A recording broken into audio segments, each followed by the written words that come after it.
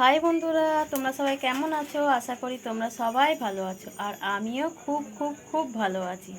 আমি Molly's daily activity থেকে মলি বলছি। এখন থেকেই আমি আমার ব্লগটা শুরু করছি। তোমরা দেখতে থাকো, আশা করি তোমাদের খুব ভালো লাগবে।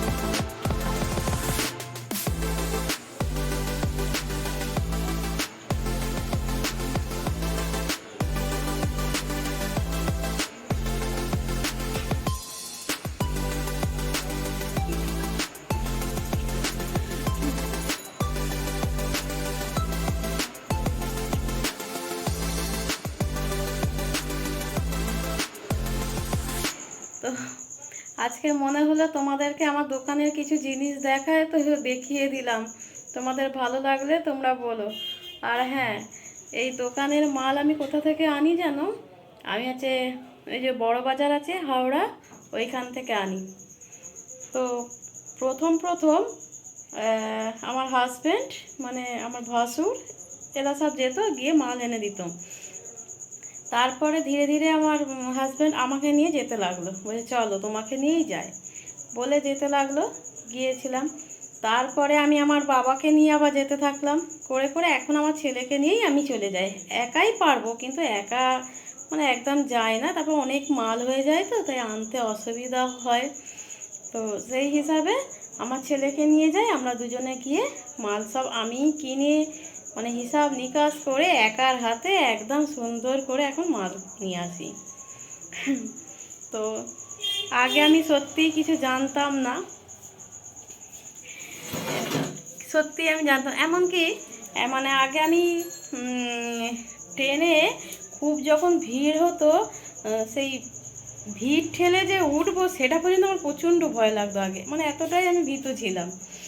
মনে হচ্ছে যে সেই ট্রেন বেরিয়ে যাক, আবার পরের ট্রেনে উঠবো। আবার মানে আমার হাজব্যান্ড যদি আমাকে লেডিসে তুলে দিত, খালি ভয় করতাম যে কখন নামবো কখন নামবো, মানে এতটাই আমি এত ভয়ে ছিলাম।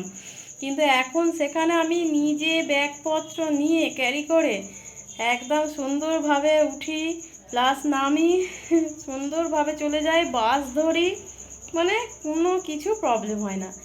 তো এটা থেকেই বোঝা যায় যে মানুষ সত্যি পারলেই সব কিছু পারে, আর যদি না করতে চায় তাহলে কিছুই পারে না, তাই না? তো এগুলো একটা ছোটো ছোটো অভিজ্ঞতা। একটা সময় আমি ঘরেই থাকতাম, কিছুই করতাম না, মানে প্রায় 11 বছর মানে আমি কিছুই করতাম না, আমি বাড়িতেই থাকতাম। আর তারপরে যখন এই ঘরে এলাম, তখন যেহেতু আমাদের রোড পোর্শনে বাড়ি, সেই জন্য একটা দোকান ঘর বার করা হয়েছে। তো দোকান ঘর বার করার পরে সে বললো তুমি পারবে? আমি হ্যাঁ আমি পারবো, তুমি আমাকে এনে দেবে, আমি পারবো বলে ওই মানে কি দোকান করবো কি দোকান করবো, আমি যেহেতু টেলারের কাজ জানি না, তাই দর্জি হবে না, প্লাস মানে বিউটি পার্লার জানি না, তাই হবে না। তো কী করবো, ইমিটেশনা এইসব। জেরক্স মেশিনও আছে, জেরক্স মেশিনটাই কিছুদিন হলো না একদম খারাপ হয়ে গেছে, তো সেই জন্য সাইড করে রাখা হয়েছে।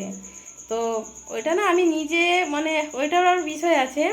একবার খারাপ হয়ে গিয়েছিলো, আমি নিজেই ফোন নাম্বার জোগাড় করে কলকাতায় ফোন করিয়ে লোক আনিয়ে সার্ভিসিং করিয়েছি।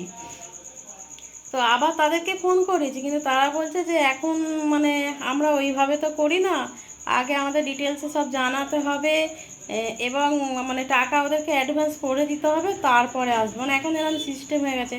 কিন্তু এইগুলো তো ভয় লাগে যে টাকাটা তো আগে দিয়ে দেবো, কত কী টাকা খরচা হবে ঠিক জানি না। তো সেই হিসাবে না পড়েই রইল। তাহলে জেরক্স মেশিনও চালাতে শিখে গেছি।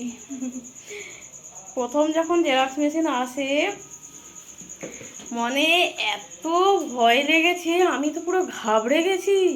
আমি বলি কিনা যে এ তো আমার দ্বারা সম্ভবই নয়। নানা রকমভাবে মানে প্রথম দিনে লোক এসে দেখিয়ে দিয়ে যায়। তো তারা যখন দেখাচ্ছে এই দিক দিয়ে বার করতে হবে কাগজ, তারপরে ওর অনেক আছে এমপি মানে কি করে ছোট করবে বড় করবে, ওর অনেক রকম ব্যাপার আছে। তারপরে ওই এপিডোপিট যেটা মানে ভোটার কার্ড এইসবগুলো। তো আমি পুরো মানে কি বলবো, মানে ভাষা হারিয়ে ফেলছিলাম। এবং এমনকি আমি ওপর ঘরে ছুটে চলে গেছি, দিয়ে কাঁদছি, আমি কেন এরম নিলাম, যেহেতু হাজব্যান্ড থাকবে না, আমি একা কি করব। হ্যাঁ, খুব ভয় পেয়ে গেছিলাম। তো তারপর দেখলাম না, ধীরে ধীরে যখন প্রথমটা না অনেক কাগজ নষ্ট হবে, ওরা বলেই গেছিলো যে প্রথম তোমার অনেক কাগজ নষ্ট হবে, মানে এপিডোপিট করতে গিয়ে অন্যরকম হয়ে যাবে, এ হবে। তো কোনো ভয় পাবে না, করবে ধীরে ধীরে, আমাদের ফোন করে করবে। তো সত্যিই করতাম, ওরা বিরক্ত হতো না। বেশ, এবার দিয়ে খুব সুন্দর শিখে গেছিলাম। তো মানুষ এইভাবেই শেখে। একটা সময় আমি ভেবেছিলাম কিছুই পারবো না, কিন্তু এখন যে আমি এত কিছু জানি, সত্যি মানুষ পারলেই সব কিছু জানে, তাই না? এই যে একটু বসে আছি, বসে বসে ভাবলাম নেল পালিশ করি। দোকানের জিনিস থাকলে যা হয়।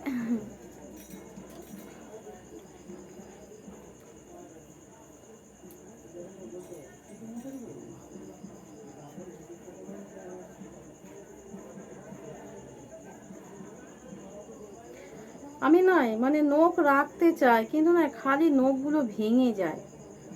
একটু জামা কাপড় কাচতে যাব কি একটু জায়গা করবো, নখ ভেঙে যায়, একদম যাচ্ছে তাই। নাহলে বেশ কিছু লম্বা লম্বা নখ হবে, কত সুন্দর না। কিন্তু না, আমার তো হবে না। আমার খালি নখ একটু বড় হবে, ব্যাস কেটে বেরিয়ে যাবে, হাফ কেটে বেরিয়ে যাবে, বা তুমি কেটে ফেলবো, ব্যাস। আর কি আছে, তো বাজে লাগে না।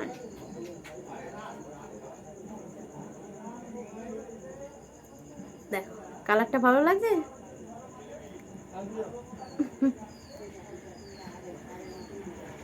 ভালো লাগছে না? খুব সুন্দর লাগে কালারটা, দেখো দেখো, ভালো লাগছে বলো। দেখো বন্ধুরা, নেল পালিশ করলাম, কিন্তু না আমার হাতের সাথে বেশিক্ষণ থাকেও না। এই যে করলাম, ব্যাস, এবার একটু পরে যখন কাজ করব হাফ উঠে বেরিয়ে যাবে। আর নখ তো থাকেই না, কি যে মানে বলি, ধারণারও বাইরে হয়ে যায়। মাঝে মাঝে এত রাগ হয়।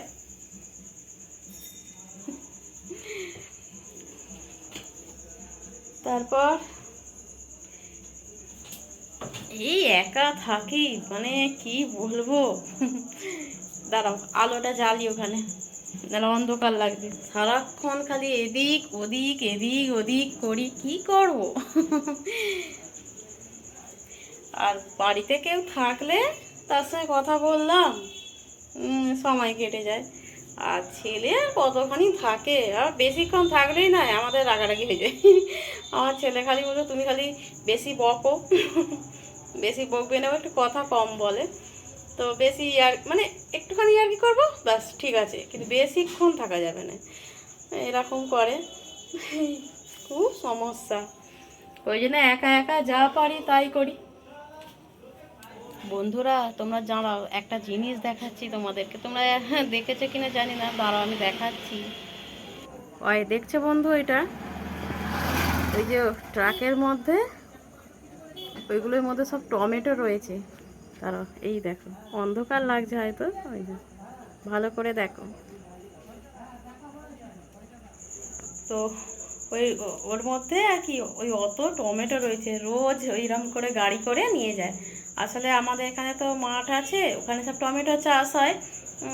ওরম করে সন্ধেবেলা সব নিয়ে এসে আর রেখে দেয়, দিয়ে কখন রাত্রেবেলা হয়তো গাড়িটা যায়, মার্কেটে যায়, ওরম রোজ অত টমেটো নিয়ে যায়।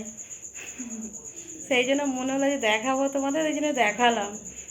তাই অন্ধকারে বুঝতে পারছে কিনা মানে ভাবতে পারছি না, কিন্তু বেশ অনেক অনেক অনেক আছে ওরকম। ওগুলোকে কী বলে, টমেটো দিয়ে ক্রেট না কি বলে কি জানি। তো বন্ধুরা, এবার ডিনারের ব্যবস্থা করতে হবে। খেতেও তো হবে, কি আর কাজ আছে? 3বার 4বার ধরে খালি কি রান্না হবে, কি লাঞ্চে হবে, কি ডিনারে হবে, কি ব্রেকফাস্টে হবে, খালি এই হচ্ছে। এই নিয়েই রয়েছি। আর তার ওপর এখনকার ছেলেরা যা, এটা খাবো না, ওটা খাবো না, সেটা খাবো না, মানে মাথা খারাপ হয়ে যায়। একটু বাসি কিছু থাকলে খেতে চায় না। আমাকে বলে তুমি খাও আর মোটা হও। আমার ছেলে খালি এরম করে বলবে। কিছু একটা রয়ে গেলে ফেলতেও তো মায়া লাগে, তাই না? এবার যখন খাবো আমাকে রাগাবে, বলে হ্যাঁ তুমি সব খাও আর মোটা হয়ে যাও। এই করে। চলো রান্না বসাবো এবার। আর তোমরা দেখতে থাকো। আর প্লিজ কমেন্ট করো আর সাবস্ক্রাইব করো, লাইক করো, শেয়ার করো। আমার ভীষণ ভালো লাগবে। আর আজকের মতো আমার ব্লগ এখানেই রাখছি। আবার নেক্সট ব্লগে তোমাদের সঙ্গে কথা হবে, কেমন? বাই।